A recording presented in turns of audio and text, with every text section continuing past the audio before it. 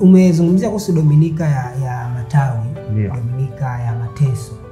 Pengine labda nijaribu kuuliza hasa kuhusiana na liturujia husika ya Dominika hiyo ya Matawi.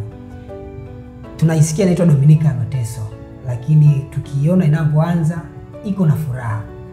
Na wengine tunaichanganya, hatuelewi kwa nini liturujia ile iko katika mchanganyiko huo. Nitasema kidogo kwa nini, kwa sababu leo ningependa tusimame sana hapa kwenye Kwaresma. Lakini ile inajiita ina majina mawili. Kuna wengine wanazoea kuita Dominika ya Mateso, wengine ya Matawi, lakini baada ya mtaguso mkuu wa pili wa Vatican zimeunganishwa hizo mbili. Na ndio maana unaona ibada yake kama ni matukio mawili tofauti. Tunaanza nje kwa furaha na ndelemo na matawi nini, tukifika ndani tunasoma mateso ya Bwana wetu Yesu Kristo. Kwa hiyo unaona ni vitu vili tofauti. Tumeanza na furaha na ndelemo, tena sio na furaha na ndelemo. Makanisa mengi na kelele na kukimbizana, kwa sababu watu wakishachukua matawi baada ya kufuata maandamano, kila mtu mbio kutaka kuwahi viti kanisani. Si sawa sawa. Inabidi tujipange vizuri kuliturujia. Kwa hiyo siku ile ndio tunaingia Juma Kuu. Ulikuwa unazungumza nini? Ndio tunaingia Juma Kuu. Kwa hiyo kuanzia Dominika ya Matawi ya mateso Bwana wetu Yesu Kristo na kuendelea tunaingia katika Juma Kuu. Sasa matazamo yetu yote katika Pasaka, mateso, kifo na ufufuko wa Bwana. Huku tulikuwa ni maandalizi haya yote haya kwa ajili ya ile mkesha wa Pasaka. Ndio siku ambayo kwa kila mmoja wetu sisi tunarudia ahadi za ubatizo na Wakatomeni wanaweka ahadi zao za ubatizo. Kwa hiyo Kwaresma rasmi Dominika ile ya Matawi ya mateso ndio inaisha na tunaingia sasa katika lile Juma Kuu. Kuna Wakristo wengi wako aina mbili. Kuna hawa Wakristo wa Jumatano ya Majivu na Juma Kuu. Kuna Wakristo ambao kanisani ni siku hizo mbili tu, lakini si vibaya sana, kwa sababu angalau Kwaresma wamekuja na Juma Kuu wamekuja.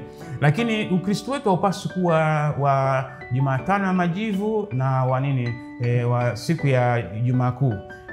Unapaswa kuwa ni Ukristo wa kila siku, sio wa jina. Na ndio maana tunaalikwa kwa namna ya pekee katika kipindi hiki tubadilike, mtazamo wetu, mwenendo wetu uwe tofauti.